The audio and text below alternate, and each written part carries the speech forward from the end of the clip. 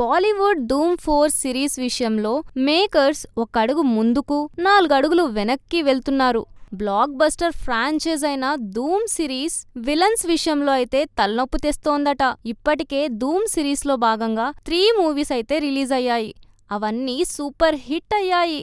అయితే 4th part విషయంలో మాత్రం మేకర్స్ ఒకటనుకుంటే యాక్టర్స్ తో డేట్స్ అడ్జస్ట్ కావట్లేదు. ప్రత్యేకంగా యాక్టర్స్ నుంచి బల్క్ గా డేట్స్ అడుగుతున్నారట. దీంతో డేట్స్ అడ్జస్ట్ చేయలేక ప్రెస్టీజియస్ ప్రాజెక్ట్ నుంచి కూడా టాప్ యాక్టర్స్ డ్రాప్ అవుతున్నారట. ఇలా డ్రాప్ అవుతున్నారని టాక్ అయితే బాలీవుడ్ లో గుసగుసలాడుతుంది. ఇంతకీ ధూమ్ 4 సిరీస్ మీద ఎలాంటి క్లారిటీ యూనిట్ నుంచి అయితే రావట్లేదు.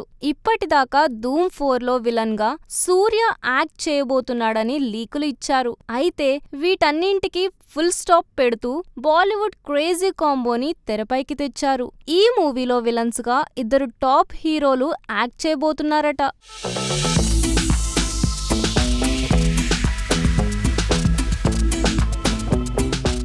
యష్ రాజ్ ఫిలిమ్స్ బ్యానర్లో రాబోతున్న ధూమ్ సిరీస్కు స్టోరీని అందించిన ఆదిత్య చోప్రానే ధూమ్ 4కి కూడా అందిస్తున్నారట. ధూమ్ 4 ప్రాజెక్ట్ లేట్ అవ్వటంపై బాలీవుడ్ టాప్ హీరోలతో స్వయంగా ఆదిత్య చోప్రానే చర్చలు జరిపారట. దీంతో ఈ సిరీస్లో యాక్ట్ చేయడానికి రణ్బీర్ కపూర్ అగ్రి అయ్యాడని, డేట్స్ కూడా అడిగినట్లు తెలుస్తోంది. అన్నీ ఓకే అయితే ధూమ్ 4 షెడ్యూల్ను పూర్తి చేయాలని యూనిట్ రెడీ అవుతోంది. రణ్బీర్ కెరియర్లో మరో క్రేజీ ప్రాజెక్ట్ ఇది అవుతుందని బాలీవుడ్లో టాక్. ఇక అన్నింటికంటే సర్ప్రైజ్ ఏమిటంటే షారుఖ్ కూడా ధూమ్ 4లో యాక్ట్ చేయబోతున్నాడట. అయితే దీనిపై మూవీ యూనిట్ నుంచి అఫీషియల్ అనౌన్స్మెంట్ రావాలి. ఇదే నిజమైతే ఈసారి ధూమ్ 4 ప్రేక్షకులకు అదిరిపోయే ఫీస్ట్ ఇవ్వబోతోంది.